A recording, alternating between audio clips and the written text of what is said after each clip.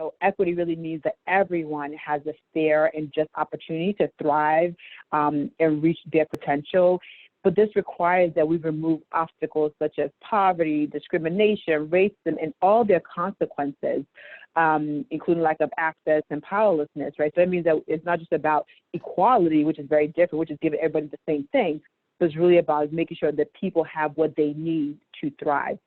And so when we think about it from the early care and education space, it means that we have to create conditions where children, and I would say for me especially with a racial equity lens, that there's an importance in sort of focus on children who have been historically marginalized from being successful and thriving, which would include your American Indian, your African Americans, and now contemporarily more of your Latino immigrant children, et cetera.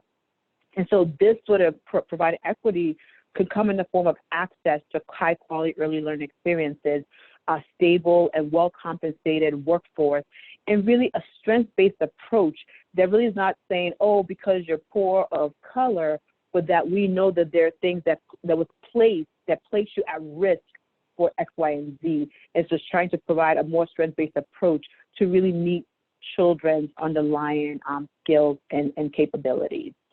Next slide, please.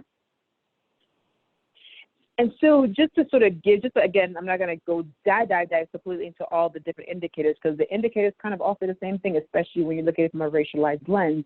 But we do know that studies indicate that children's early experiences are related to their outcomes, whether it's health, education, or just general well-being. And research also indicates that it's not necessarily the nature of the risk, but the quantitative, like the quantity of it, or the cumulative number of risks that has the most impact on children's development. And so taking, for example, we now there's a whole language around adverse childhood experiences, which include abuse, neglect, family, household challenges such as substance abuse, domestic violence, incarcerated parents, et cetera. And we now know that 25% of children have 3 or more ACEs, which puts you really at higher risk for not just educational issues, but also health, actually later adult health consequences. But poverty is actually not part of the actual ACEs indicator, but we know poverty really does matter.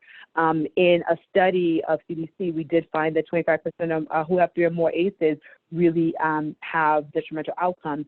And then when you look at it with a racialized lens, we do see that children of color, especially Black children, looking at the slide to your right, you do see that Black children are likely to have higher rates of ACEs, which is 15% compared to even white or even Latino children, about 10 to 11%. I mean, just having one is bad, but having multiple is actually even worse.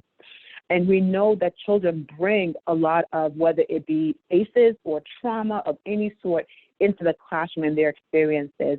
And we know a lot of this is being visited on young children, since children under the age of 1 are likely to be the ones that experience some sort of abuse or neglect, especially.